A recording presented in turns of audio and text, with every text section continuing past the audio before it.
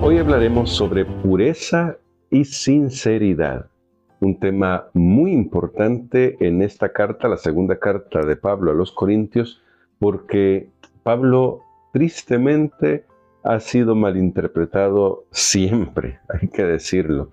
Hasta el día de hoy, muchos toman los escritos de Pablo para decir cosas que Pablo ni decía ni pensaba. Y eso ya le pasó en su tiempo. Si Pablo viviera en esta época, seguramente sería el pastor al que le cortarían los clips de vídeos y harían que diga cosas que no ha dicho. Y tristemente así pasa en este mundo, ¿no? Y lo más triste también es que se ha comprobado que los bulos, como llaman a las falsas noticias, son súper rápidos de difundirse. Esas cosas que no son verdad, que se descontextualizan, son cosas que se esparcen rápidamente en contra de la verdad, de los datos comprobados. Y bueno, hoy vamos a ver cómo Pablo responde a esto, siempre con esta motivación del profundo amor que le tiene a la iglesia de Corintio. Y no solamente a los de Corinto, ¿no?, sino a toda la iglesia. Pero que ahora está hablándole a los corintios porque hay problemas, hubo problemas que se han tratado y todavía hay por toda esa gente que malinterpreta al apóstol. Así que vamos a orar pidiendo la dirección de Dios para extraer las lecciones de cómo también nosotros podemos vivir esta pureza y sinceridad en nuestro ministerio en favor de otros. Querido Padre, gracias te damos por tu palabra. Por favor, ilumina nuestras mentes y ayúdanos para que nuestros motivos puedan ser siempre los mejores, siempre purificados por tu Espíritu. Oramos pues en el nombre de Jesús. Amén. Para la lección de hoy se nos invita a considerar algunos pasajes bastante interesantes aquí en Segunda de Corintios, quiero decir. Pero lo que queremos destacar para la lección de hoy es cómo el amor de Pablo por la iglesia se manifiesta en la integridad con la que él trabaja por la iglesia. Bueno, vamos aquí a Corintios, a la segunda carta, y siempre en el capítulo 1 vamos a leer desde el verso, vamos a ver el que nos manda nuestra lección, desde el verso 12 al 14. Déjenme ver, por acá lo tenemos. Dice: nuestro motivo de orgullo es este, el testimonio de nuestra conciencia, de que con sencillez y sinceridad a Dios, no con sabiduría humana, sino con la gracia de Dios, nos hemos conducido en el mundo y mucho más con vosotros. No os escribimos otras cosas de las que leéis o también entendéis, y espero que hasta el fin las entenderéis. Si lees otra versión, como la Nueva Traducción Viviente u otras que consulté para esto, aquí donde dice otra cosa que la que leéis o entendéis, dice: no les he escrito con una segunda intención, o de manera que se puedan leer cosas entre líneas. Y dice: como también en parte habéis entendido que somos vuestro motivo de orgullo, así como también vosotros lo seréis para nosotros en el día del Señor Jesús. Y miren qué interesante, Pablo lo que está diciendo aquí es: miren, todo lo que yo he hecho, lo he hecho con sinceridad y con sencillez. Lo he hecho tratando de dar lo mejor de mí y que no sea malinterpretado. Y esto, me imagino, Pablo lo escribe porque en sus cartas anteriores, tristemente, muchos tomaban algunas ideas y ya comenzaban a decir cosas que Pablo no había enseñado. Pedro reconoce eso cuando lees en las cartas de Pedro cómo Pedro se refiere a Pablo. Ahí menciona que él ha enseñado la verdad, pero muchos tuercen lo que el apóstol escribió para su propia perdición.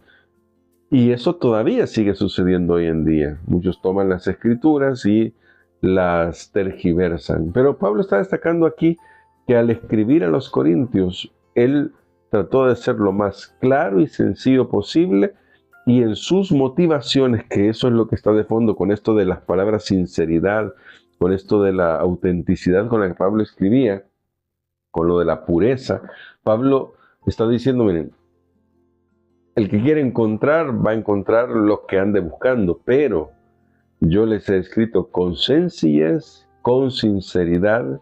Aquí habla de conciencia, ustedes lo leyeron, ¿no? Que es nuestra conciencia. Habla de una conciencia limpia, porque las cosas que él hizo, las hizo de tal manera que no pudieran ser malinterpretados. Pero de todas maneras, muchas veces fueron malinterpretadas. Por ejemplo, aquí vamos a leer 2 Corintios 2:17, que también nos manda para que veamos ahora un poquito más amplio el contexto de lo que Pablo está diciendo. Dice el verso 17, pues no somos como muchos que se benefician falsificando la palabra de Dios, sino que con sinceridad, como de parte de Dios y delante de Dios, hablamos en Cristo. Así que noten, no es nuevo que haya gente que tome la Biblia para lucrarse. Eso ya existía desde antes, pero Pablo dice, yo no estoy en ese grupo, yo he actuado con sinceridad y no como los que se benefician de las Escrituras. El siguiente texto está en el capítulo 4, el verso 2, dice, antes bien, renunciamos a lo oculto y vergonzoso, no andamos con astucia ni adulterando la palabra de Dios, por el contrario, manifestando la verdad, nos recomendamos delante de Dios a toda conciencia humana. Lo que Pablo está diciendo es, mire, yo no los he escrito tratando de convencerlos de algo, adulterando la palabra, o tratando de agradarlos a ustedes, diciéndoles lo que quieren oír, adulterando la palabra. Les he enseñado con sinceridad, con verdad, con pureza, con sencillez de corazón, porque eso es lo que el apóstol quiere que ellos reconozcan como su profundo amor por la iglesia, que está dispuesto a darles todo el consejo de Dios de la Escritura a fin de que ellos puedan ser fortalecidos y puedan crecer. El asunto es que la integridad del apóstol había sido puesta en duda. Y no solamente su integridad, sino también su autoridad como apóstol. Y en esta carta, la segunda carta a los Corintios, que nos llegó a nosotros, aquí vemos cómo Pablo va a señalar su autoridad como apóstol. Noten, al final lo que Pablo quiere destacar es que él no tiene motivos ocultos, que todo lo ha hecho de tal manera que la iglesia sea beneficiado, aún cuando los detractores de Pablo traten de torcer los motivos de él, traten de hacer que la gente lo vea en una luz desfavorable. Pero esto nos lleva a nosotros a reflexionar cómo actuamos en la vida. Mi madre solía decir, no hagas cosas buenas que parezcan malas. Y creo que el consejo tenía que ver con esto. Sé claro con tus motivos y no des apariencia de mal. Aun cuando al final lo que quieres lograr sea bueno, pero que se vea bien también. Que no simplemente digas, no, pero es que lo que estoy haciendo está bien porque tengo este plan, tengo este proyecto. No, también actúa con integridad y con sinceridad, de tal manera que lo que la gente vea sea claro, sea honesto, sea santo, en el sentido de que puedas actuar con un corazón sencillo y tranquilo. No vamos a evitar que la gente diga cosas más de las que debería decir, eso es verdad, no lo vamos a evitar, pero tampoco seamos de un extremo de decir, bueno, si de total van a hablar, entonces hago lo que quiero. Recuerda lo que ya estudiamos en 1 Corintios. También lo que hacemos afecta la conciencia de otros y somos guardas de esa conciencia. Es la madurez en Cristo. No siempre es fácil llegar a este punto de madurez porque todos nosotros, comenzando conmigo, tenemos un corazón muy independiente en el que pensamos, pues a mí no me interesa lo que los demás piensan, a mí no me interesa lo que los demás digan. De hecho, a veces yo he pensado así. Y aunque en algún momento eso puede tener sentido cuando se refiere a que para mantener los principios no importa lo que los demás piensan, también tenemos que tener cuidado con lo que decía, con lo que mi mamá me decía, valga la redundancia, no hagas cosas buenas que parezcan malas. Hay que tener cuidado con eso. No te estamos tratando de equilibrar. Pablo habla aquí de los motivos y ahí, con eso voy a terminar, es el punto donde debemos trabajar. Que nuestros motivos sean siempre los mejores para servir a la iglesia, y cuando nuestros motivos sean los mejores, también ocuparemos los mejores medios, que es lo que Pablo está haciendo. Por eso él dice, miren, yo les escribí con sinceridad, actúo con ustedes con transparencia, con pureza, mi conciencia está tranquila. Y claro, no pudo evitar que otros hablaran, pero él pudo presentar su evidencia de que él había actuado por amor para poder servir a la iglesia.